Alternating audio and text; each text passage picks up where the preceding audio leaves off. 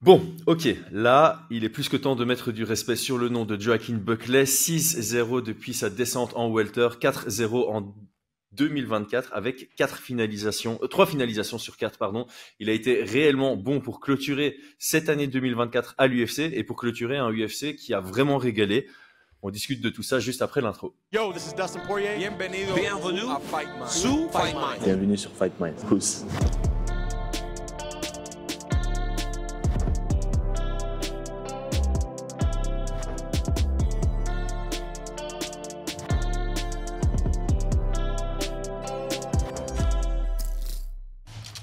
Paris sur le MMA avec Unibet.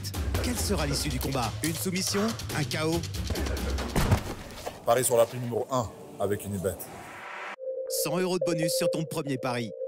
On va commencer par le main event, Buckley contre Colby Covington. Est-ce qu'on a sous-estimé Buckley? Est-ce qu'on a surestimé Colby? Est-ce qu'on a fait un peu des deux? Écoute, pour être honnête, enfin, je sais pas si on l'a sous-estimé ou s'il est en pleine progression, tu vois. Non, je pense pas. J'ai trouvé extrêmement bon. J'ai trouvé extrêmement bon en boxe. Alors après, voilà, hein, Covington, c'est pas non plus une flèche. Hein, il se faisait taper dessus par Demian Maia en boxe. C'est vrai, on avait oublié ça. mais je l'ai trouvé, comment dire ça? Ouais, tu vois, un petit peu avec l'allure des grands, donc concentré, bien à suivre le plan qu'il devait s'être fixé avec ses coachs et composé comme ça. Non, j'ai trouvé très très bon, très très bon. En lutte, il n'a pas commencé à jouer ou quoi que ce soit. Il a vraiment défendu tout ce qu'il devait défendre. Et non, agréablement surpris. Ouais, je pense que là vraiment c'est un nom qu'il faut. Maintenant on n'a pas le choix. On doit le retenir dans cette division des welter. Il va rentrer dans le top avec cette victoire et cette série de victoires sur laquelle il est. Et c'est un profil qui va être assez compliqué à aborder parce qu'il impose vraiment une distance lointaine. Il est très explosif longtemps. On parlait justement de ce questionnement qu'on avait. Qu'est-ce que ça va donner dans le 4 et le 5? On nous a un peu enlevé cette possibilité avec le cut de Colby. Je pense pas que ça aurait changé la tournure du combat, mais ça aurait été intéressant de voir comment ça allait progresser au-delà de 15 minutes. Ceci étant dit, les indicateurs étaient ouverts. J'ai pas l'impression qu'il ralentissait tant que ça à la fin du 3e round. Non, je pense pas. Et vu ce qu'a proposé Colby, je ne vois pas du tout comment il aurait pu inverser la tendance, quand bien même ils prennent le 4 et 5. Je vois vraiment pas. Il n'a pas un jeu de finish. Non, je pense que ça allait directement pour une victoire, soit par finish, hein, ce qui s'est passé, 3e. Ça sera arrivé un peu plus tard au 4, au 5, parce que je pense qu'il n'en voulait plus trop non plus. Et sinon, ça aurait été une décision. Donc non. Sans l'ombre d'un doute. D'ailleurs, je pense qu'il a accepté aussi, Colby, la coupure sans trop broncher pour ces raisons-là, tu vois. Ouais, je pense qu'il était conscient que ça partait pas dans son sens. Le style de Colby, c'est de submerger. Et en général, ce travail commence assez tôt dans le combat. Donc, pour les fans de Colby, il y avait peut-être un brin d'espoir à son amener au sol dans la 2e reprise en se disant, il va pouvoir un peu fatiguer, infliger du dégât. Mais on a un Buckley qui était bien sur son dos, qui s'est relevé relativement rapidement et qui a fait du dégât derrière. Et puis Buckley, on parlait d'un bon jab du côté de Covington. Je trouve que dans ce combat-ci, c'est Buckley qui avait vraiment un très bon jab. Le crochet au corps, bras arrière, était vraiment splendide. Il varie super bien avec ses jambes, ça part vite. Il travaille sur ses angles, il travaille sur ses distances. Il est venu pour avancer, pour mettre Colby sur le reculoir. C'était la chose à faire d'un point de vue stratégique. Donc franchement, là, on a un nouveau nom à suivre chez les poids welter. Et cette division, elle est vraiment intéressante maintenant. Il y a beaucoup de nouveaux noms dans le top, en fait. Non. Alors, sur sa défense de lutte, moi, je l'ai trouvé très bon parce que, comme on a déjà expliqué, que Colby, c'est le genre de lutteur qui aime, une fois qu'il a grippé ne serait-ce qu'une jambe ou un corps ou les 2 jambes, il vous pousse à la cage et il va avoir un travail où il va finir par trouver une ouverture. Il va passer soit sur un côté, soit sur l'autre, soit passer par en dessous, soit saisir vos 2 jambes et tirer. Mais il a besoin de ce contact-là pour pouvoir évoluer quoi, dans les réactions. Et on a vu un Buckley qui a défendu de manière très autoritaire avec ses hanches Mhm. dès le début. Donc il ne l'a pas laissé s'installer parce qu'on sait que s'il vient même sur une position qui semble un peu plus souple, tu vois, c'est là qu'est le danger. Donc là, il a vraiment imposé, mis les fers, tu vois, imposé cette distance, appuyé sur cette tête et déplacé. Et ça, j'ai trouvé ça très très bon, très bien vu. Et effectivement, comme tu le dis, dans le deuxième, bah, euh, on le voit, enfin, on a quand même comment il s'appelle? Un Covington qui est relativement loin d'un takedown, mais qui réussit quand même à attraper ses deux mains Mhm. et à obtenir son double leg. Par contre, pour moi, ce n'est pas tant les compétences de Buckley qui lui ont permis de se relever, mais par contre, j'étais très étonné. Non, je vais pas dire très étonné, parce qu'il a jamais montré non plus une grande intelligence au sol, Colby, ouais. Colby, mais de vouloir absolument passer sur cette side pour enfin, un pseudo euh, Dagestani handcuff, tu Handcuff, ouais. vois. Euh, Moi, je trouvais ça, enfin, j'étais là, je me dis, mais qu'est-ce qu'il est en train de faire, tu vois? Ouais, qu'est-ce qu'il va Effectivement, chercher? C'était loin, c'était loin. c'était très loin, aucun contrôle sur les jambes, donc une grande facilité pour se relever. Je ne comprends pas. Normalement, quand tu es un lutteur, tu vois, tu prends. Bah, on l'a vu, tiens, on en reparlera peut-être au PFL, McGrillen, tu vois, c'est ça, hein, Ouais, McGrillen, ouais. qui met un énorme knockdown. Et le réflexe, quand on vient pour finir, c'est pas de se mettre en side, c'est il s'installe dans la demi-garde, il s'assoit sur la jambe, tu bouges plus, je suis là, tu as la distance de frappe et il Ouais, finit, tu vois. ouais, ouais. Et ça me semble logique comme situation, tu vois. Mhm. Et on le voit que même enfin, et là, il passe sur le côté et forcément, je trouvais que bah, c'était pas bon. Et Ah, on un l'a mauvais vu. choix, c'est Très vraiment, mauvais hein, choix. on en parle souvent, et d'ailleurs il y a un bon compte sur Twitter qui avait fait ce tweet en disant que beaucoup de combats se décident sur les choix que tu fais. Ah ouais, C'est là, pas, c'est c'était. pas uniquement les choix techniques ni quoi que ce soit, c'est vraiment les décisions que tu prends sur le moment peuvent avoir un tellement grand impact. Et là, clairement, Hmm. c'est une décision qui, mais dans un moment crucial, on va appeler ça un moment crucial Ah, dans le pour combat moi, pour oui, Colby ça pouvait. Covington, parce que ça peut être un retournement, hein, Hmm. s'il amène au sol, qui prend confiance parce qu'il arrive à maintenir Buckley au sol jusqu'à la fin du round et à le fatiguer, ça Ouais, peut donner une autre tournure. Donc c'est un choix qui change beaucoup. pour moi, il avait juste à s'installer en demi-garde, Mhm. frapper, déjà prendre, en tout cas aux yeux des juges, l'impact de son takedown, parce que là, au final, les juges, il s'est rien passé, hein. Il a mis au sol, il a essayé de passer en side, puis il s'est relevé, enfin voilà. Ouais. Et puis, on lui rappellera aussi que c'est possible de prendre le handcuff en demi-garde et d'obtenir le dos. Euh, je crois que Ouais. c'est Gordon Ryan qui le place celui-là. Ou non, peut-être pas. C'est peut-être pas Gordon Ryan. C'est un autre de chez Danaher qui le place. Ok. Enfin voilà. Donc, ouais, pas mal déçu aussi par la performance de Colby, mais je pense qu'effectivement. Alors, est-ce qu'on l'a vu un peu trop grand? Je sais pas, parce que il reste quand même qu'il a pas. Il a toujours montré, tu vois, ce gros cardio, gros cœur, gros cardio, volume. Mais techniquement, des fois, tu sens qu'il a l'expérience, tu sens qu'il a Ouais. des rounds et des rounds d'entraînement, que son corps réagit, qu'il connaît un petit peu les chemins. Mais par contre, techniquement, des fois, c'est limité, quoi.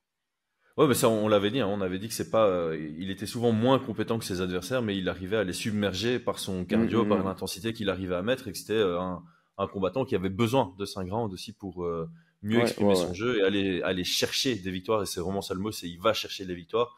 Ici, il en était incapable. Un truc aussi du côté de Non. Buckley, c'est sa réactivité, parce que ils ont passé plusieurs fois le ralenti de la frappe qui pense être la cause du cut. De l'ouverture, ouais. Et quand tu regardes, c'est vraiment une séquence où ça bouge beaucoup et tu vois les yeux de Buckley qui sont rivés sur sa cible et sa frappe qui vient vraiment connecter. Ben, ouais, il y a un calcul de distance, d'angle et de trajectoire. C'est ça le mot que je cherche, Hum, de trajectoire pour aller connecter.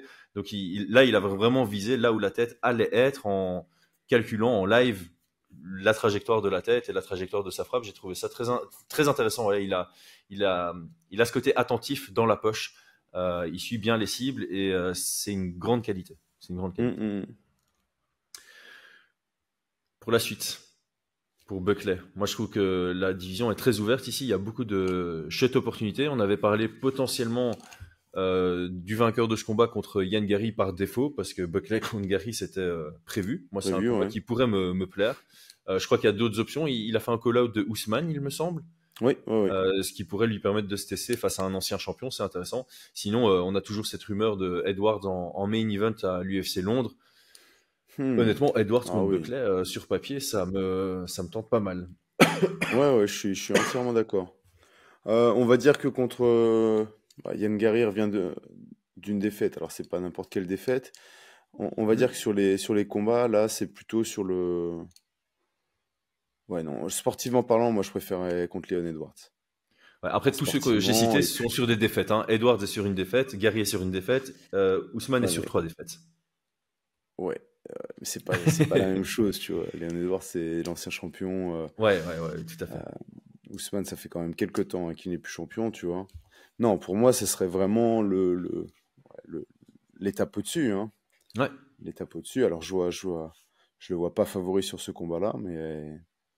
Et c'est ça le truc, c'est qu'en fait, il progresse tellement vite que sur la plupart de ses derniers combats, on le voyait pas favori, et puis il répond toujours présent à l'appel, quoi. Exactement. Et donc j'aimerais bien, à nouveau, être un peu étonné, tu vois. Ouais. Donc, ça serait et en vraiment plus, Edwards, il a ce côté un peu passif dans ses combats. C'est peut-être la critique qu'on peut donner à Edwards. Et donc, encore une fois, c'est vrai que d'un point de vue purement technique, je vois aussi Edwards au-dessus. Mais sur... comme on dit, Buckley, il se bat pour sa victoire. Et c'est ça qui pourrait faire la différence contre un Edwards. Et donc ça, j'aime bien. Gary, c'est aussi quelqu'un qui se bat pour sa victoire. Donc là, il y aurait deux profils un peu plus en mode qui vont y aller à l'arrache pour décrocher une victoire. Donc les deux combats m'intéressent. Celui qui m'intéresse peut-être le moins, c'est Ousmane. Je comprends le call-out, mais sur papier, c'est celui qui m'intéresse le moins.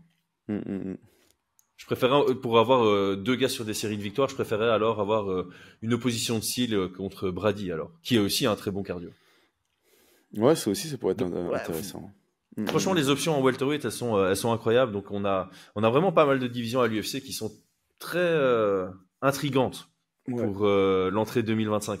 Alors, moi, par rapport à Colby Covington, je pense que c'est une opportunité là pour Dustin Poirier. Ils sont beaucoup cherchés. Dustin Poirier, il cherche un peu son dernier combat. Je crois qu'il a plus spécialement envie de faire des gros cuts, sauf si ça en vaut la peine. Poirier, c'est peut-être le bon moment pour faire son call-out à Colby Covington. Ah, écoute, je suis entièrement d'accord, c'est une bonne idée, ouais. Par contre, je crois qu'il a fait une petite sortie, Dustin Poirier, qui semblait annoncer un combat. Ah, ok, j'ai pas vu. Donc, mea culpa si c'est le cas. Mais... après, voilà, c'est toujours pareil, entre ce qui... tu vois, les petits clins d'œil sur Twitter, les petits teasings, tu vois, et la réalité, mais j'ai souvenir qu'il y a 1 ou 2 jours, il y avait une sorte de... je sais plus, il a liké un truc qui revenait ou je ne sais quoi, tu vois. Ouais, donc ok, on est à l'étape de... On a des pistes, mais on n'a pas encore de réelle confirmation. Mais sinon, clairement, pour un dernier combat, jusqu'à puiser, on va dire, le méchant de l'histoire, tu vois, pour un dernier combat, c'est une bonne idée, ouais.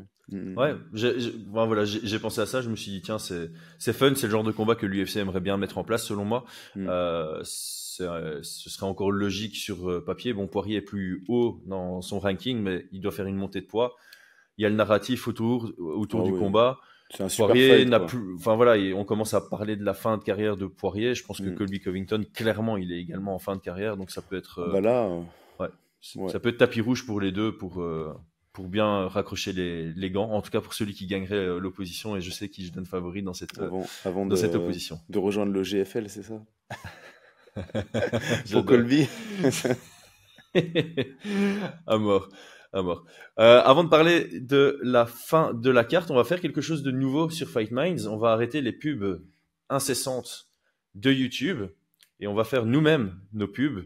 Donc ici, une petite pub lancée par Fight Minds sur la nouvelle marque dont on est ambassadeur. Et on se retrouve juste après pour la suite de la carte. Nous sommes fiers d'être ambassadeurs de la marque Oko Europe.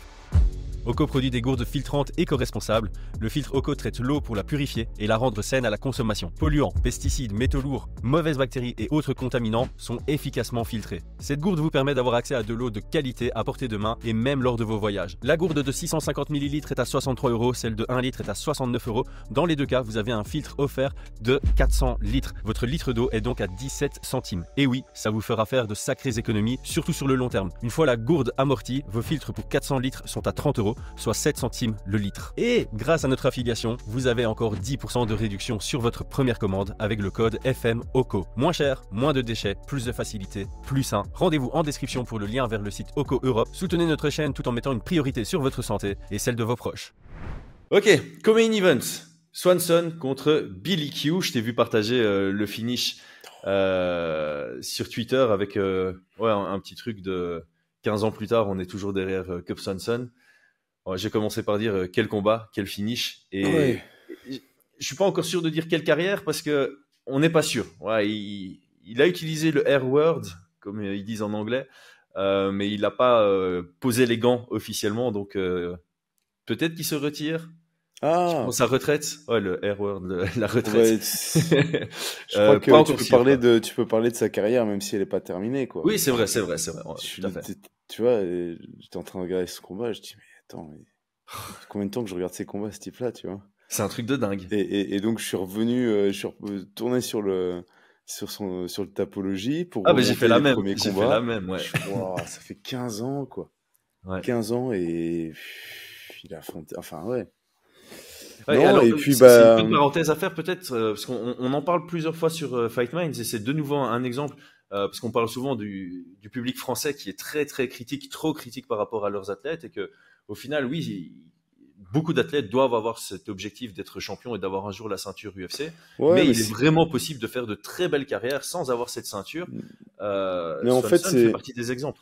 c'est toute le côté un petit peu drôle de la situation, c'est que entre guillemets, on vient nous expliquer, ah bah c'est ça d'être un guerrier, c'est ça d'être un combattant, etc. Tu vois.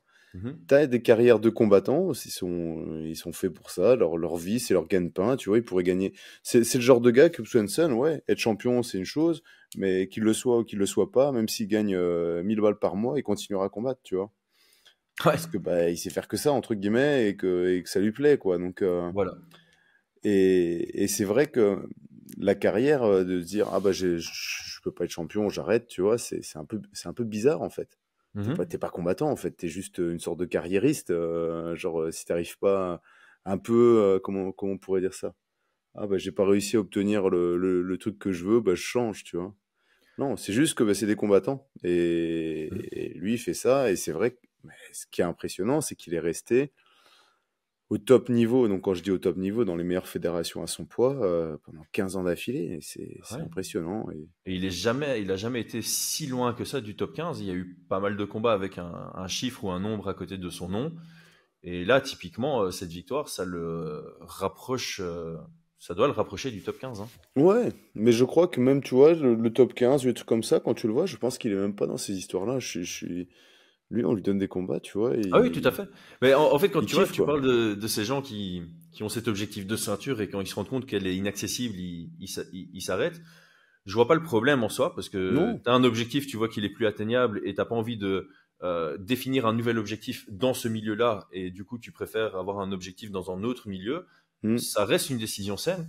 Ouais, ouais. Ici, tu as des combattants qui combattent pour différentes raisons.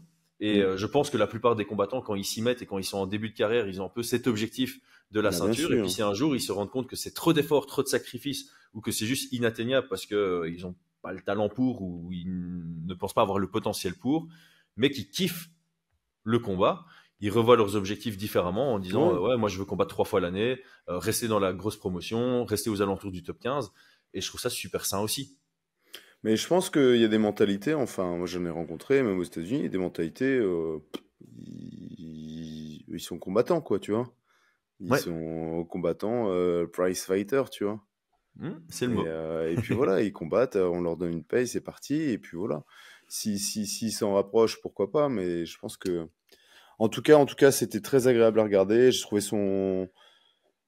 Parce que t'as des combattants hein, qui sont là depuis des années, des compagnieman, tu vois. Mais je suis jamais très impressionné par leur manière de combattre.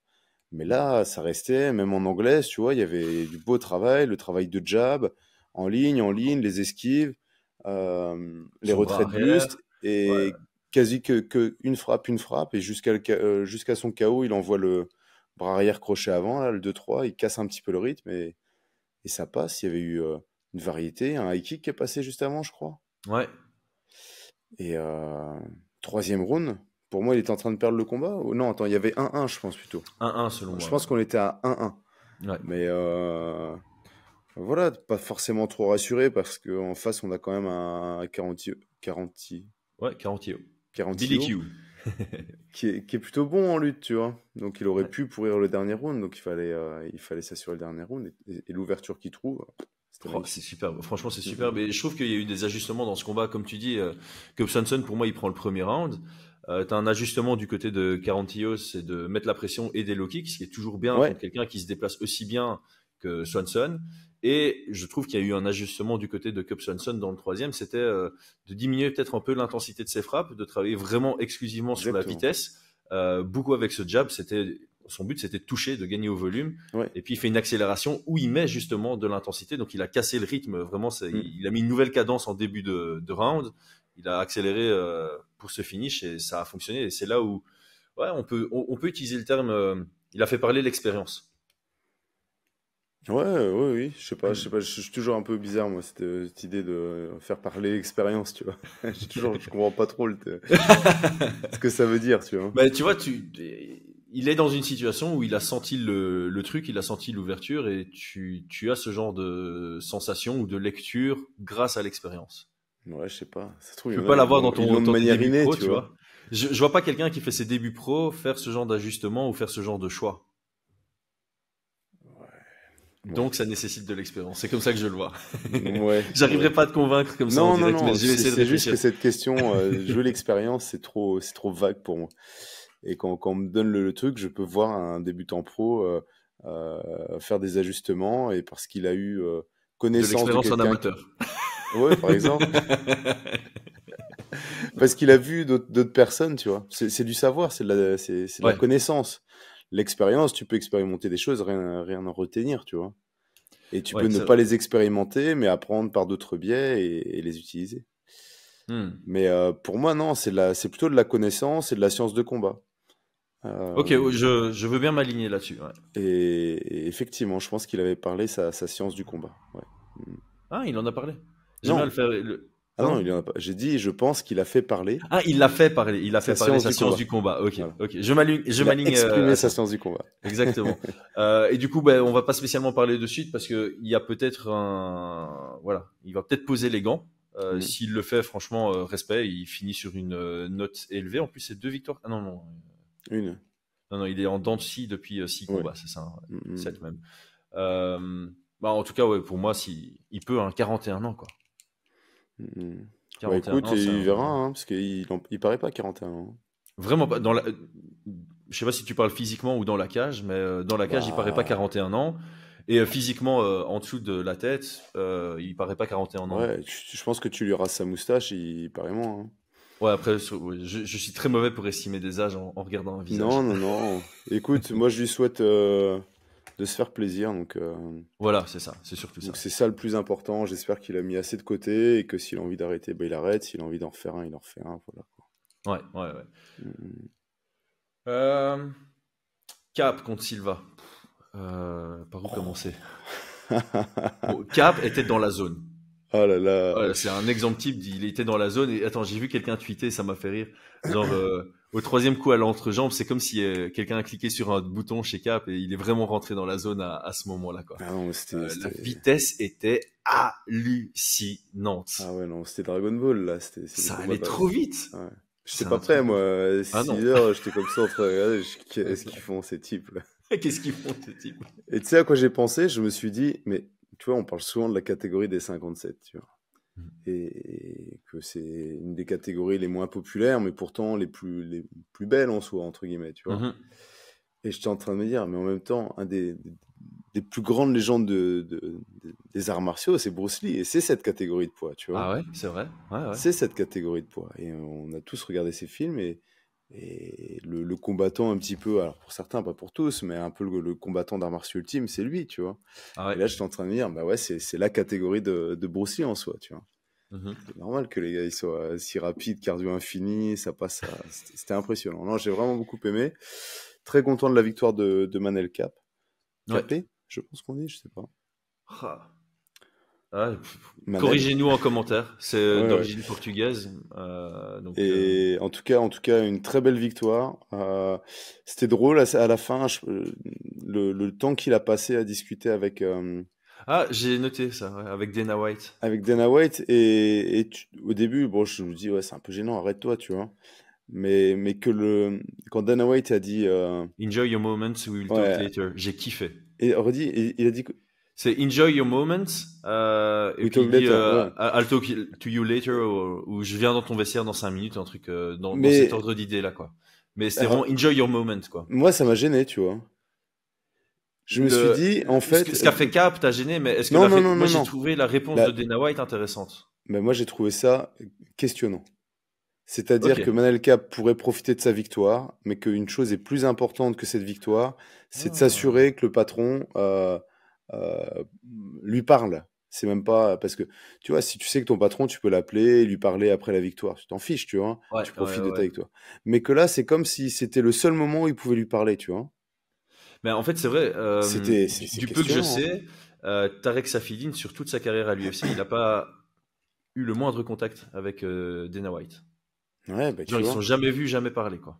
Et donc, moi, ça m'a vraiment questionné, bah, notamment sur le traitement des athlètes ou la position dans laquelle tu es, la situation, que tu es presque obligé de mettre un énorme chaos pour avoir 5 minutes pour parler à Au ton boss, boss. quoi. Et lui demander un petit peu tes revendications, est-ce que tu attends, enfin, tu vois, Ok, tu vois ce que ouais. je veux dire? Et il a dit enjoy your moment, je dis putain, mais en fait, tu te rends pas compte que c'est plus important de te parler à toi que Que de de profiter profiter de cette d'une magnifique victoire victoire qui ah plus ouais, est. qui Ouais. était phénoménale. Ah Voilà. ouais, moi j'avais l'autre vision, en fait, j'avais vraiment la vision de Dana White qui dit non mec, tu viens d'avoir une belle Ouais, victoire, oui, profite de bah ton bien moment. Et je sûr, trouvais ça sain de la part de Dana White de dire tout on à en fait. parlera après, profite de ton moment, profite de ton moment. Bien sûr, Et c'est c'est vrai que ça. quand tu réfléchis sous Mais c'est l'angle quand... de pourquoi est-ce que Cap est allé faire ça, parce qu'il n'a pas l'accès à Dana White, Ouais, alors qu'il est dans le top 10 de la division. Et c'est vrai que sur ce point de vue-là, c'est un peu... ouais, je comprends le côté gênant. ouais, j'étais... Alors, c'est peut-être pas le terme gênant, mais Malaisant, ça te met mal à l'aise ouais, par rapport à Cap, ouais, ou par j'étais rapport en à la train de me situation dire, des athlètes, ouais. il y a quelque chose qui va pas dans cette organisation, sur des petites catégories, tu vois. Ouais. Effectivement. Et Enfin, on le sait, mais c'est un nouvel indicateur qui vient s'ajouter à la voilà, liste. voilà. En tout cas, là, Ah. on a une belle preuve et... Ouais, ouais. Ouais, et franchement, je suis pas. Donc, pour revenir sur le combat, je suis pas toujours fan tu sais, de ces combattants qui font trop de show pendant le combat. Tu vois, Mhm, entre deux rounds, si ça appelle le public comme ça, j'aime bien, voilà. Et pendant le combat, je suis pas trop fan de ceux qui provoquent ou qui font des mhm. trucs hors prestations sportives. Mais là, pour la peine, j'ai kiffé. Tout ce que Cap a fait un peu en mode provoque dans ce combat, j'ai kiffé. Je sais pas, j'étais vraiment dans ce combat et j'étais là, c'est incroyable tout ce qu'il fait. Il était vraiment dans la définition de la zone et j'ai trouvé ça beau à voir. Ouais, moi je trouvais ça un peu stressant parce que Silva, bon, il s'est bien fait allumer, mais Il est bon. il est bon, hein, et puis il y a des coups, c'était au millimètre près, hein, que ça, Ah ouais.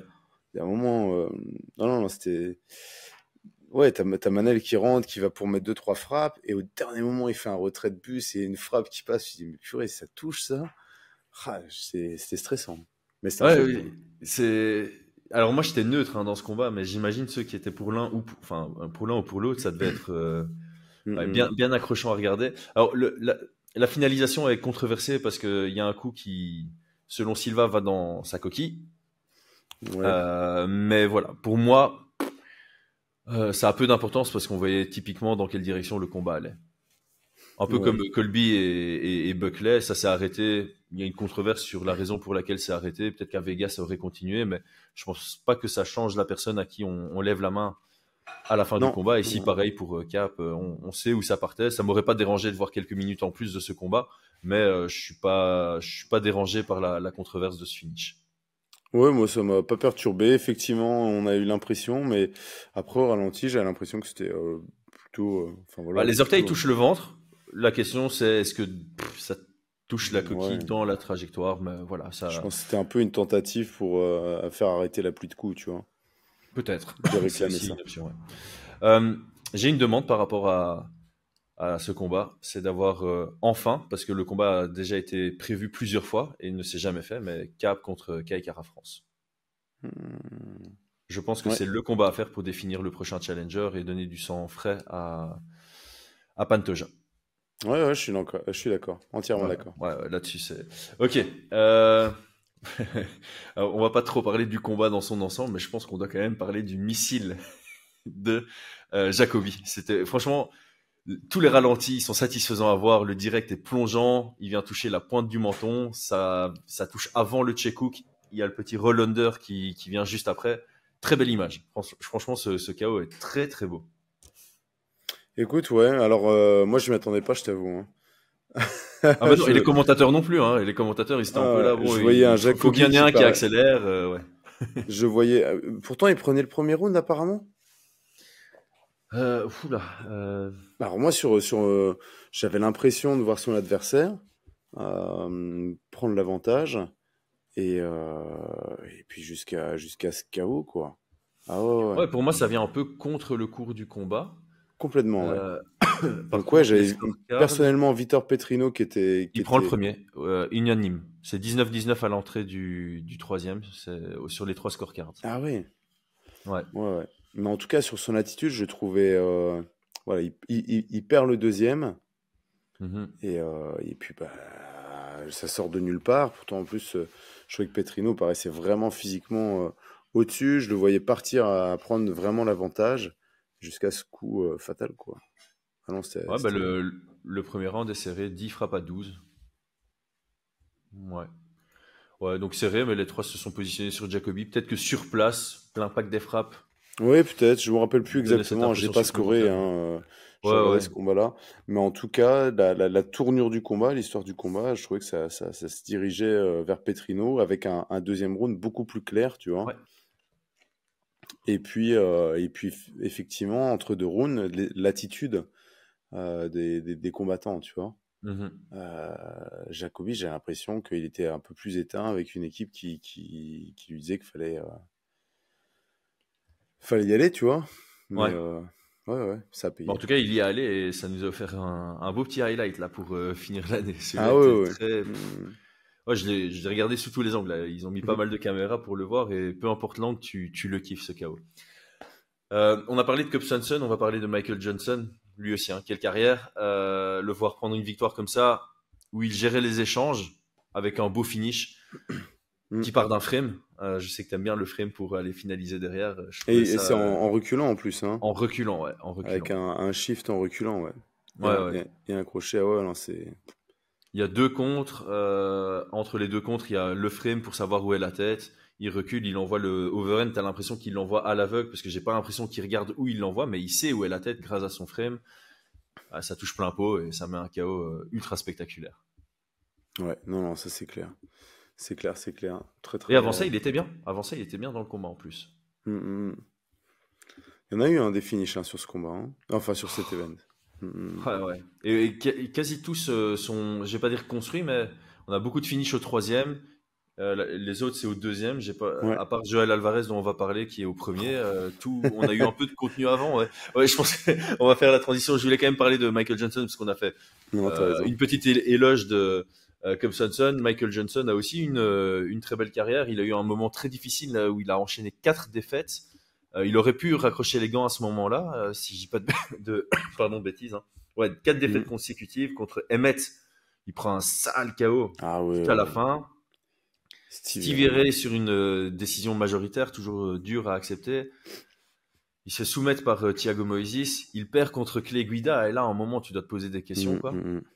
Et puis il revient quand même sur victoire-défaite, victoire-défaite. Et là, 2 victoires consécutives. Ça fait depuis 2018 qu'il n'est pas sur 2 victoires consécutives. Donc, Ouais. ça fait plaisir pour lui. Et il prend la performance de la soirée.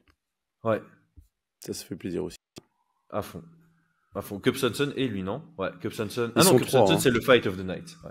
Attends. Cub Swanson, c'est Dustin le fight et on a 2 performances. C'est Jacoby. Jacoby. Ah bon? C'est ça, non? Ouais, je suis surpris du choix de. Alors, le KO est spectaculaire, mais je trouve qu'en termes de performance. Enfin, tu vois, quand tu parles de performance, Mhm.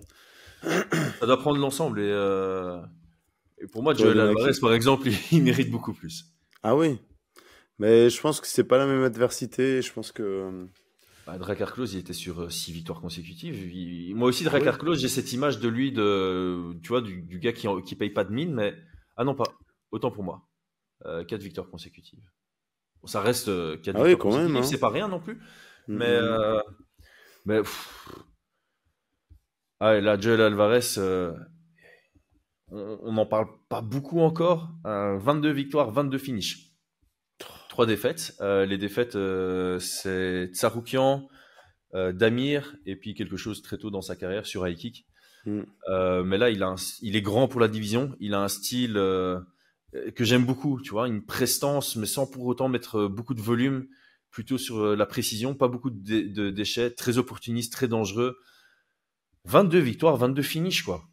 Ouais, c'est impressionnant, hein. Moi, il m'avait vraiment impressionné contre Elves Brenner. Et là, il prend une deuxième victoire cette année, une deuxième très belle victoire cette année. Je ne sais pas s'il va rentrer dans le top 15. Chez nous, il est numéro 17 dans la division. Il Mhm. fait partie clairement des toutes divisions confondues. Il fait partie des meilleurs combattants hors top 15 de l'UFC. Ah ouais, Ça va être ouais. le nom à éviter. Hein. Bah, Les pas à lightweight, regarder là, à en mon tout cas. avis. À éviter de Ouais, regarder, ouais. sûrement pas, mais. Non. Pour nous, les fans, on va avoir envie de Non, voir c'est son prochain vraiment combat. Mais pour les le nom combattants, à retenir pour les spectateurs et le nom à éviter quand t'es un combattant dans sa ton division. manager t'appelle, Joel Alvarez. Je passe dans un tunnel et tu rappelles-moi dans 2 ans. Ouais. Sauf si ton nom de famille finit par Ov. Il y a Peut-être, deux ouais. défaites avec des gars qui finissent par Ov, tu vois. Ouais. Donc, mais bon, ouais, les OV dans la division, ils sont très très hauts. Et donc, il y Ouais. a, il y a tellement de combats à faire dans cette division, à cet endroit-là. Grant Dawson, ça pourrait être pas mal, hein, contre Joel Alvarez. Moi, je pense qu'il le passe, hein. Ah oui, Il oui, n'y je a pas, pense il y a aussi. pas plus haut?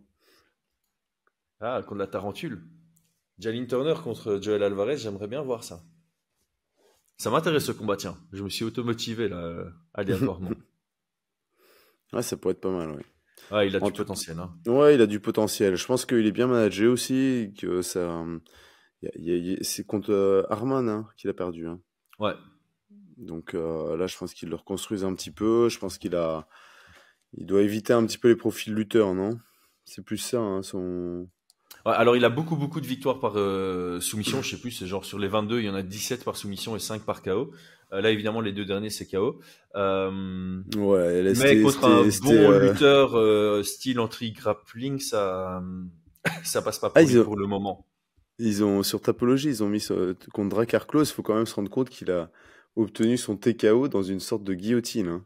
Ah oui, il faut en parler, ça, parce qu'en fait, genre, il a laissé les 2 portes ouvertes. Genre, est-ce que je le finalise ou s'il se réveille, je l'éteins, tu vois, c'était trop beau. Ah là là, il regardait l'arbitre. Ah oui, c'est bon, je pense qu'il est mort. Il est mort, mais il tombe pas parce que je le retiens Ah par la non, nuque, quoi. C'était déconné. ah ouais, c'était impressionnant. Il touche en anglaise, le flying knee, il éteint, il prend une sorte de guillotine comme ça, et puis il met des frappes. Ouais, c'est trop beau. Il Ah, regarde la l'arbitre guillotine, pour arrêter. tu fais Genre, un genou sauté, le mec il tombe, Ouais. tu le rattrapes dans une guillotine. Elle pouvait être serrée parce que vraiment il a Bah l'avant-bras qui ouais, est je pense vraiment qu'il là. ouais. Et puis il y a des petites frappes qui viennent comme ça. Et les frappes en plus, elles sont, c'est pas des petites claques, tu vois, c'est vraiment des frappes qui viennent de toucher la pointe du menton, la tête qui continue à Non, bouger. non. C'est très très beau finish et innovant. C'est la première fois que je vois ça moi perso. Ouais, pas. Donc je pense qu'il y a vraiment cet instinct du finish chez lui. Ouais, vraiment. Peu importe de quelle manière, s'il faut soumettre, s'il faut mettre KO, s'il faut faire les deux en même temps, eh ben, il sait le faire, tu vois. Ouais, en tout cas, ceux qui le connaissaient pas, un nom à retenir. Pour le peu qui ne le connaissaient pas, retenez le Mm. nom parce que je pense que même dans ses défaites, il sera intéressant. Donc, ouais, je pense pas qu'il va faire une ascension vers le titre sans embûche. Il va encore avoir peut-être l'une ou l'autre défaite. Il est encore jeune, non? En tout cas, il paraît jeune, lui. Ouais, mais comme je te dis, je suis très mauvais pour estimer les âges. Donc, Ouais. on va regarder. Il est né en 93. Ouais, relativement jeune, hein. Où je me fais des illusions parce que je suis né en 89 et j'ai envie de faire croire que 4 ans de moins que moi, c'est jeune. 31 ans, du coup. 30-31 ans, il a. Bah Donc, c'est écoute, moyen. non, c'est. C'est pas super euh, jeune, mais il a encore du temps. Il a encore le Encore une droit de fois, prendre des hein. défaites et de remonter derrière. Ouais, voilà, encore une fois, il a encore quand même pas mal de saisons devant lui. Et ouais, ouais, non, peut-être pas 50 non plus, quoi. Non, non, non, faut voir. Le truc, c'est que vu la progression de Buckley là, sur 2 saisons, tu vois, tu peux avoir aussi ce genre Ouais. d'avancée, hein. Ah, lui, je le vois pas descendre de catégorie de poids, par contre. Oui, mais tu peux le voir progresser de manière Ouais, clairement. fulgurante. Ah, Et c'est sûr. puis, il y a tellement de facteurs, l'évolution de la KT. Mais non, je le vois pas champion, peut-être pas, mais il pourrait être ouais, top 10, top 5 peut-être à un moment donné. Ouais, après, tu vois, si on dit justement que pour le moment, ça va être le nom un peu où les combattants vont regarder ailleurs quand on va le citer, ça montre que nous, on le classe potentiellement aux alentours du top 10 à l'heure actuelle. Moi, je serais pas étonné qu'il fasse une ascension jusque dans le top 10 et que c'est là où il rencontre des sérieux problèmes. Après, cette division, elle est bien chargée quand même Ouais. de gros noms, mais ouais, tu vois, genre un Paddy Pimblett, tu lui proposes Joel Alvarez, je pense qu'il va faire. Ouais, il n'y a pas quelqu'un d'autre. Ouais, mais j'aimerais bien le voir quand même sur certains profils, tu vois. Profil, comme je te disais, lutteur-grappleur, j'aimerais bien voir ce que ça donne. Ouais, en fait, j'ai envie de voir la progression qu'il a pu avoir et les leçons qu'il a pu tirer de son combat contre Tsaroukian. Ici, Ouais. j'apprécie le fait qu'il soit bien managé parce que je pense qu'il peut justement bien monter. Mais il y a ce problème aussi quand tu montes trop en choisissant les profils, mais à un moment, tu vas faire face au profil qui est un peu ta némésis. Et si tu avais pris ce profil qui est ta némésis plus bas dans le classement, tu aurais pu prendre de l'expérience face à ce type de profil. Si tu attends trop longtemps, ben, Ouais. tu risques de te reprendre la même sauce que tu avais pris contre Ouais, et contre puis Saroukian. Donc je suis pas certain, tu vois, que ce serait une bonne idée pour lui de monter, et puis d'aller chercher un Gamrot. Il non. pourrait prendre ce genre de profil, mais plus bas dans le classement. Ouais, ouais, je suis entièrement d'accord. Dawson, par exemple, typiquement, ce serait un bon test Ça pour serait voir un ça. très bon test, ouais. En parlant de grand pour division, Sean Woodson, c'est vraiment au-delà de la morphologie bizarre, il a un style bizarre, il bouge un peu dans tous les sens, il y a tout qui vient de loin, il est sur des angles inhabituels, sa défense elle passe de ça à ça, enfin, voilà, c'est très difficile à lire pour ses adversaires. Et au-delà de ce style unique, ça doit être compliqué de se préparer pour ce genre d'adversaire parce qu'en fait, pour, pour avoir quelqu'un d'aussi grand avec ses talons, tu dois aller chercher des welterweights. Mais du coup, tu n'as aucun welterweight qui a sa vitesse. Donc, ouais, je sais pas trop comment tu te préparerais pour un adversaire de ce type. Bah écoute, sa seule défaite, c'est Julien Erosa, tu vois. Le Comme mec, par le mec hasard. qui gagne quand il doit perdre et qui perd quand il doit gagner, tu vois. Voilà, C'est ça, c'est sa définition. heavy Ouais. favorite. Donc voilà, je pense que tu arrives un peu sans game plan, quoi. Et puis bah t'espères qu'il laisse traîner quelque chose. Non, c'est Non, il a deux compliqué. défaites en fait. Il a perdu contre Luis Saldana aussi. Je me Louis rappelle, ouais, il Saldana. prend 2 knockdowns, je sais plus, une split Non, c'est un decision en draw, plus. hein.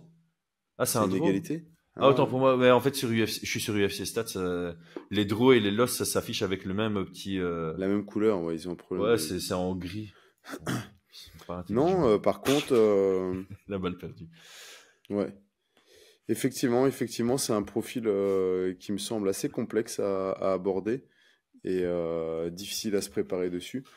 Mais moi, j'aime beaucoup, hein, j'aime vraiment beaucoup Sean Ouais. Woodson, j'aime beaucoup sa manière de combattre et, euh, et oui, ce style, tu vois, cette question de l'allonge, hein, on en discutait rapidement dans les vestiaires hier soir non, pas hier soir, quel jour on est ici? Bah, purée, c'était hier Si, soir. c'est hier soir que tu as eu un event. Sur la longe, et puis il y en a un qui disait ouais non, moi je préfère avoir la longe, d'autres qui trouvaient que bah, ne pas avoir d'allonge ça te permet d'être entre guillemets plus puissant, tu vois. T'as juste à Mhm. casser la distance et tu peux mettre des frappes beaucoup plus puissantes. Et, euh, et c'est vrai qu'une fois que t'es vraiment grand, bah, et que t'es toujours que du côté de la longe, t'es obligé d'avoir un style, t'as pas le choix quoi. Ouais. Et moi j'aime bien le travail d'allonge. Ouais, et en plus, ici, je pense qu'il est le plus grand de la division et il a genre pris le deuxième plus grand de la division parce que Padilla, c'est pas un nain non plus. Je vois 6-1 en height contre 6-2. Ouais, Woodson, de sniper. Mm. Il est à 6-2, quoi. Donc, pas en palmarès en taille. Hein. Je sais pas encore faire les. C'est quoi, 1m80? Moi, j'ai 1,89. Ouais, Il c'est ça. a 2 mètres Pas mal, d'allonge. Chris. Hein. Oh là là là là. Et Padilla? Mais attends, je vais te dire ça, mais c'est surtout son allonge qui est fait. Ouais, donc en Euh, plus d'être grand, il a un ape ratio de ouais. dingue. Padilla, il a un bon hip ratio, il a 1,93. Mais 1m86 pour 1,93. Ouais, donc ils lui ont mis l'un des autres plus grands de la division, mais Woodson gardait quand même cet avantage. Mais voilà, par expérience, hein, moi effectivement, quand je fais des sparring, c'est souvent moi le bien plus grand. Mhm. Et même si tu tombes, tu vois, moi je fais 1,94. Et dès que je tombe sur un gars qui fait 1,89 en 90, je me sens, c'est bizarre. C'est bizarre pour moi parce que j'ai l'impression que le gars est aussi grand que moi, alors que je reste quand même 6 centimètres plus grand. Mhm. Donc, ouais, pour Woodson, ça devait être un gros ajustement Ouais, d'affronter c'est vrai. Padilla, et il a bien fait cet ajustement. Mhm. Tout à fait. Donc là aussi, un nom à retenir, lui aussi, hein, intrigué par ce que ça peut donner contre un bon lutteur. Je sais pas s'il en a rencontré ici à l'UFC. Il y a Non. Nathaniel Wood qui l'a call out un petit peu. Enfin, Ah bah là, en termes de morphologie, Nathalie Wood, il a pas la longe. Hein. je pense qu'il a un plan derrière la tête parce que il a fait 2 call out pour l'UFC London sur la carte d'hier soir. Sean Woodson, et alors l'autre, je sais plus du tout. Ah bah Zala a réussi à le mettre 2 fois sur son dos. Donc ouais, peut-être contre quelqu'un qui a une bonne lutte, ça peut être intéressant de voir Sean Woodson. Hmm. Et donc Nathaniel Wood, tu dis, il a fait 2 call-outs. Ah ouais, pour moi, L'autre, ce serait pas Felipe Lima? Parce que Felipe Lima, là, bon, bon. Donc il a fait ses débuts en super short notice dans la KT au-dessus, c'est un bantamweight. Et là, le combat hier soir, c'était de nouveau en featherweight, mais contre un bantamweight. Donc je sais pas si son plan, c'est de rester dans cette division et de s'y Je installer, pense qu'il ou de non, je pense descendre quand qu'il va même en redescendre. bantam. Je pense qu'il va redescendre. Je sais plus contre qui il a fait. Ça m'étonnerait quand même sur Felipe Lima parce que je veux bien que Sean Woodson soit compliqué, mais il veut des problèmes, ce type, Nathaniel Wood, là. Nathaniel Wood, honnêtement, j'ai le sentiment qu'il a envie de. Tu vois, il a un peu cette mentalité de se challenger contre les meilleurs. Ah ouais. Ah non, non, non. Non, je me disais bien qu'il avait pas. Il allait... Cub Swanson. Alors, Ah ouais. la traduction, hein. Quelques bons combats hier soir. Cub Swanson et Logie, et bonne séquence de victoire pour Sean Woodson. 2 affrontements qui seraient classe pour Londres. Avec des petits yeux, donc Ouais, c'est pas ouais, que ouais, donc il est intéressé. Ouais, c'est c'est pas un qu'il veut call-out Swanson. respectueux. Ouais. Mais vous avez vu, il a pas call out Felipe Lima. On va en parler de ce mec. Ouais, on va parler de Felipe Lima. Et donc, il t'avait blindé plus à ses débuts à l'UFC. Je sais plus quand c'était. C'était quoi, en juin, quelque chose comme ça, en juin-juillet. Mais en fait, moi, je le connaissais pas, mais c'est juste que je sais plus contre qui il combattait. Je vois Felipe Lima, je dis, oh, je vais parier, je vais pas parier sur lui, je sais même pas qui c'est, tu vois. Et je suis parti voir ses combats, je fais, Contre wow, Nemov, en wow, plus, wow. ouais. Hein? Contre Nemov, il combattait. Nemov Ouais, qui a contre battu Nemov. Nathaniel Wood. Exactement. Et là, je me suis dit, oh non, mais il est chaud ce type-là, c'est qui, tu vois. Et non, et puis, franchement, il l'a reprouvé cette nuit, hein. Pour moi, il a fait un très très bon combat contre un très bon adversaire. Ouais. Ouais, je le trouve impressionnant, hein. Ouais, le combat était ultra squalme, mais dynamique. Et ouais, Felipe Lima a vraiment un style MMA. T'as l'impression que c'est un produit pur MMA. Ouais.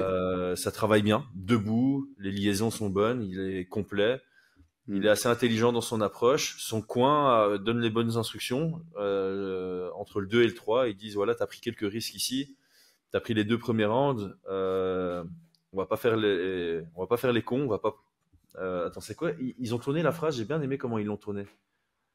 Ah mince, je voulais retenir pour le podcast, mais j'ai oublié. Ils l'ont tourné d'une certaine manière. Ouais, c'est ça. On n'a pas envie qu'un accident se produise. Un peu dans le sens, Mm. genre, la prise de risque, ça peut amener à une ouverture pour l'adversaire.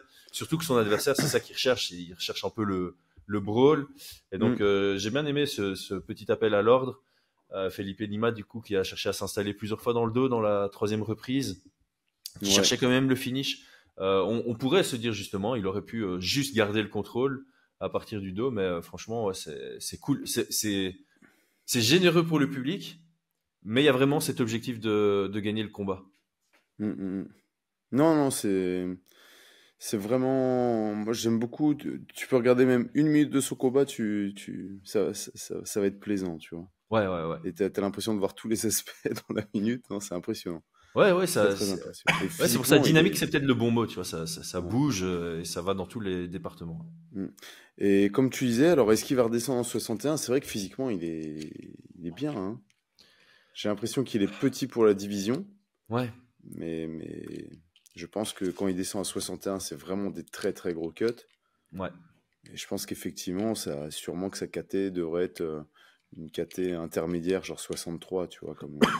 Je pense que effectivement, il fait partie de ces combattants qui pourraient mieux performer entre les deux. Mm. Je pense qu'en featherweight, s'il rencontre un featherweight bien imposant, on va voir une différence. Et on va dire, ok, là, physiquement, ça va pas pour Felipe Lima. Ouais, ouais, Et je crois qu'en bantamweight, ouais, il va un peu se tuer à la tâche pour faire le poids. Je sais pas comment il a traité son entre-combat, en sachant que, donc c'est ça, hein, de base, il se préparait pour défendre son titre à l'Octagone en 61. Mm. Et il a accepté le combat en featherweight, pendant la Fight Week, grosso modo.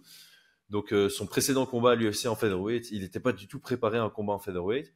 Ce combat-ci, je suis pas allé regarder comment il s'est prévu. Est-ce que c'est un short notice de nouveau ou quoi, mais il Bah, prend un autre bantamweight dans la division du dessus. Donc je sais pas si, ouais, je sais pas trop.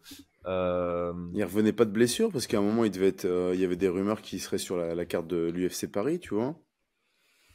Exact. Et Ouais, c'est ça, hein. Oui, bon, les rumeurs, je pense que personne ne les connaît, mais moi, j'avais en entendu tout la cas, rumeur comme il y quoi il avait des devait. rumeurs et qu'au final, ça s'est pas fait de son côté. Ouais, c'est supposé être contre Taylor Lapillus. Pardon. Ça devait être contre Taylor Lapillus, je pense. Ici, en tout cas, du côté de ni l'un ni l'autre, il y a une annulation. Donc, c'est pas. Ah, attends. Non. Non, non, il n'y a pas d'annulation. Donc, c'est pas l'un qui a remplacé l'autre. Le combat s'est fait directement en featherweight. Donc, Là, il y a pas eu d'annulation, mais Mike Jones, il devait affronter juste avant Cody Garbrandt, Garbrandt, mais un en mois novembre. avant, tu vois. Ouais. Donc le combat a peut-être Mais en été annulé. bantamweight aussi. Oui, en bantam, mais peut-être qu'ils ont proposé de recombattre Ah. rapidement et tu vois, pas faire Attends, de ouais. double cutting, j'en sais rien, moi. Ouais, mais attends, il me semble qu'en plus, Garbrandt, il se blesse très proche du combat. Donc, il se Mm, peut que, ouais, il se peut que la demande vienne de Jones en Ouais, mode, peut-être. ouais, je viens de faire un cut qui a servi à rien. Faites-moi recombattre parce que j'ai besoin des thunes. Donc, il lui propose un combat 5 semaines plus tard. Et il Contre se dit, un bantam, ouais. ouais. Et ouais, effectivement, sur papier, tu te dis, bah, deux bantams qui veulent. Moi, j'ai jamais réellement eu ce problème. Deux bantams qui veulent, enfin, en dehors du top 15, Ouais, qui veulent s'affronter sans faire le cut. Voilà. bah ouais, J'ai ouais, j'ai rien contre. clairement. On est loin de la. Ouais, ouais, moi je trouve ça bien. C'est juste problématique pour le classement Fight Minds parce que comme c'est 100% mathématique, là ils vont juste tous les deux prendre des points. Enfin, Felipe Lima va de nouveau prendre des points en featherweight, donc il est nulle part chez les bantamweight. Mais ouais, on verra. Mais moi, en tout cas, ouais, à partir de maintenant, quand Felipe Lima sera sur une carte, je serai là. Ok, cool, je regarde son fight. Ah ouais, ça c'est sûr. Ouais. Mm. Ouais, je vais terminer sur une note. Moi, je kiffe trop les combats de Davy Grant.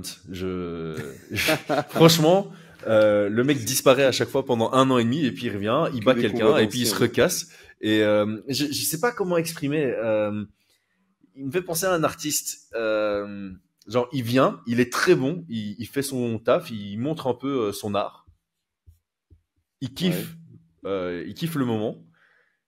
Et puis il se casse, on reparle plus de lui pendant longtemps. Et tous ces combats, j'aime trop, je sais pas, c'est à la fois son style, à la fois son attitude dans la cage, il a un truc qui me plaît. Ouais, je pense que tu l'aimerais bien. Moi, on a beaucoup parlé parce que quand j'étais en camp au Japon, enfin, on me disait que je ressemblais physiquement à lui, tu vois. J'étais Ah, c'est aussi, peut-être pour ça que je l'aime bien. aussi parce qu'apparemment, des gars se demandent comment il arrive à faire bantamweight, tu vois. Apparemment, Ok. il est vraiment costaud. je suis pas costaud, tu vois, mais en tout cas, il trouvait que j'étais quand même costaud pour un bantam. Mais il disait, ouais, tu fais penser à Davy Grant, et ils en parlaient régulièrement, comme quoi c'est un drôle de personnage, tu vois, qui est très attachant aussi. Et, Ouais, attends, il y a eu une t'as histoire. vraiment Après fait. son dernier combat, ah là là. Après son dernier combat, je crois qu'il était genre le best man, comme on dit ça en français, le garçon d'honneur, à un mariage. Ouais. Et je sais plus, genre tu le vois 24 heures après son combat complètement défoncé et il fait une Michael Bisping, il est sur une table, il se pète la gueule ou un truc comme ça. Une fête à l'anglais, sur un mariage à l'anglais, tu vois un peu à quoi ça peut Mhm. ressembler. Et ouais, non, je sais pas, je kiffe ce gars. C'est peut-être, je vais vous citer les stats du combat, hein, c'est un truc de dingue. Donc, il touche son adversaire 147 fois. 34% des frappes à la tête, 28% des frappes au corps, 37% des frappes aux jambes. J'ai toujours dit à quel point je kiffais ces gars qui étaient capables de Mhm. vraiment d'équilibrer un peu les cibles. Et donc, quand tu combats contre Davy Grant, il y a un spinning qui va venir un moment, il va travailler en shift, il va travailler en single attack, il va travailler avec les feintes, il y a des genoux qui peuvent venir, et ça vient de toutes les distances, il y a des coudes qui viennent de super loin, une distance, t'as pas l'habitude, et ça vient sur les 3 niveaux. Ouais, c'est compliqué. Et tu regardes son adversaire, ben, 91% des frappes vont vers la tête, 7% au corps et 1% aux jambes. Ah bah oui, Ah, donc, forcément, les ouais. combattants qui écoutent nos podcasts, faites pas qu'écouter. Écoutez. Quand on dit quelque chose comme ça, il y a une importance derrière. Ouais, ouais, ouais. On dirait ma femme. Écoute quand je parle. Non, je déconne, elle me dit jamais ça. Enfin, peut-être qu'elle me le dit, mais je n'entends pas. Ouais, donc, ouais, je sais pas, je kiffe Davy Grant, c'est tout. Je finis là-dessus. Bah ouais, écoute, moi j'aime bien le personnage, j'aime son style sympa, mais ouais. Ouais. Ouais, je sais pas, moi j'ai bien, enfin, quand je regarde sa liste de ses derniers combats, je les trouve, il y a pas mal de performances of the night, de fight of the night, donc Ah ça ouais, plaît non, aussi c'est. à d'autres. Moi je trouve. Ouais, contre Ashun Chao, là, le triangle inversé, Ouais, c'est vrai, c'est franchement, vrai. je le kiffe. Mais en tout cas, franchement, pour un Fight Night, c'était Ah ouais, vraiment hein. bien. Ouais. Ouais, ouais, on finit l'année sur une très très belle note. Mm, Très très mm, mm. belle. Non, Je sais pas s'il y vraiment. a d'autres combats. Ouais, ben, pour être honnête, j'ai pas regardé les autres.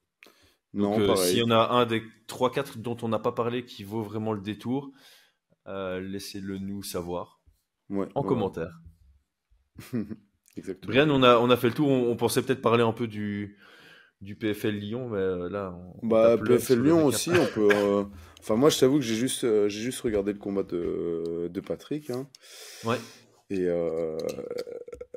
bon, ce chaos, bon, voilà, c'est assez incroyable. Mais tu sais à quoi ça m'a fait penser? Et j'ai pas retrouvé cette vidéo sur son Instagram. Mais pendant le Covid, il avait fait une vidéo, parce que tu sais, il dit, oh, je suis pas un mec des. Prenez pas pour un mec des réseaux. Mais pendant le Covid, il fait une vidéo où t'as un gars qui essaie de le toucher comme ça, il esquive, tu vois. Ouais. Et, et en gros, ça avait fait un buzz sur Internet parce que t'avais plein de keyboard warriors qui étaient là. Ouais, mais ça se voit, ton adversaire, il essaye même pas de te toucher. Ouais, mais en fait, c'est du chiquet, tu vois. Et il avait fait, je sais pas combien de commentaires là-dessus. Comme quoi bah, c'était du chiquet et que c'était faux parce qu'il était comme ça en train d'esquiver, faire son petit truc et au final ce mouvement tu sais où il se met comme ça, il se baisse et ben il le place en combat, tu vois.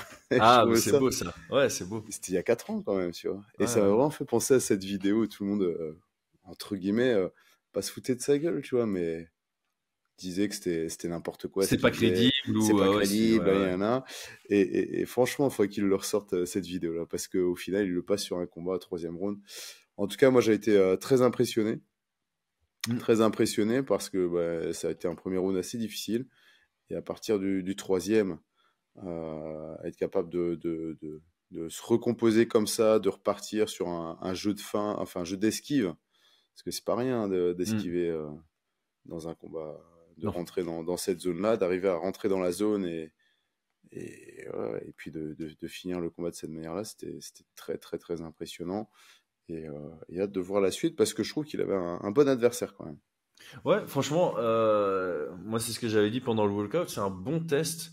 T'as un gars qui a 7 combats professionnels, Mm. qui vient pour faire mal, qui fait mal, bon striker. Il y avait un Karl Amoussou dans le coin, donc tu sais que ça Ouais, vient bien préparé en plus. Donc quelqu'un qui voulait le mettre sous pression, le chasser, le cadrer.